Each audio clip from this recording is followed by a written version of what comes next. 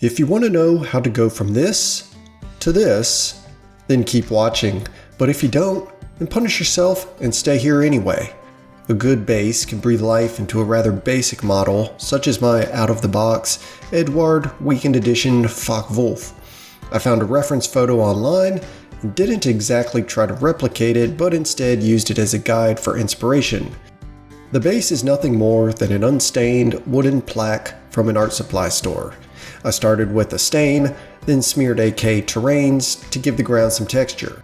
Once dry, Woodlands Scenic turfs are sprinkled over the terrain. With my eyedropper, I'm spreading PVA glue diluted with water.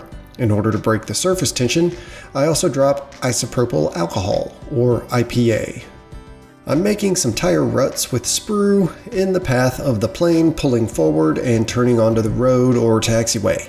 I initially tried this with the wheel itself, but at this scale and with the fine detail on the tire tread, it didn't result in a good looking tread pattern. I bought this DIY static grass applicator on Amazon. It only comes as parts, so assembly is required, and it helps to have some basic tools and scrap materials around your house to assemble it. But it came in at half the cost of a fully assembled one from an established modeling company.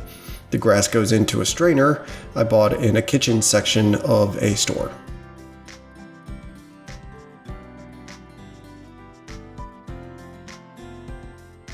I purchased some shrubs and bushes and also pre-made diorama mats with foliage already added.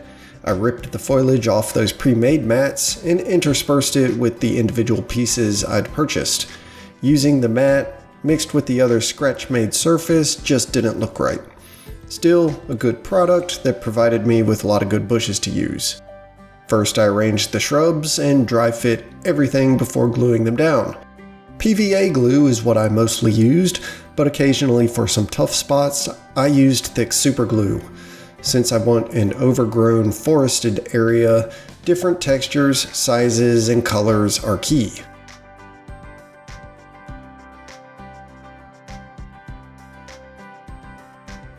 The model plane is complete, and throughout the base construction, I moved it on and off. This way, I can situate the bushes and shrubs so that they don't conflict with the clearing which the plane will reside in. Once completed, I never attached it to the base and it just sits loosely.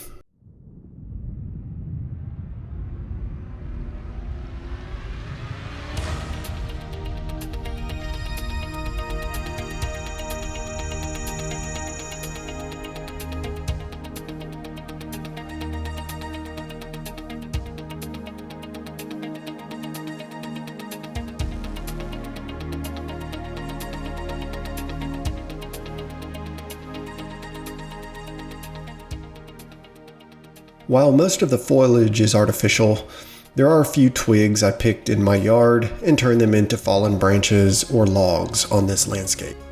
I've also used a few pieces of dead flowers that I ripped out of a Valentine's Day arrangement.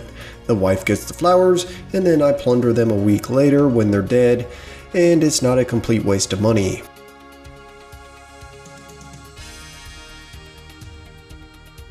To better define the roadway and the worn locations where the tires of the aircraft will be, I used pigments and rubbed them in with my finest horsehair paintbrush.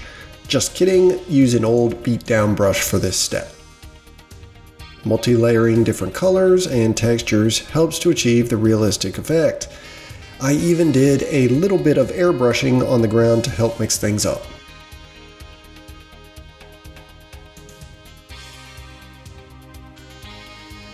It's never too late to lay down some more turf, so I added some in the places where the plane's tires would not crush it and wear it down.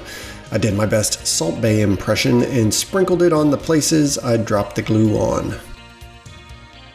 If you found this video helpful, leave me a comment down below and let me know what you think. And if you didn't, I don't really care, but thanks for sticking around to the end anyways. That's it, and I'll see you on the next build.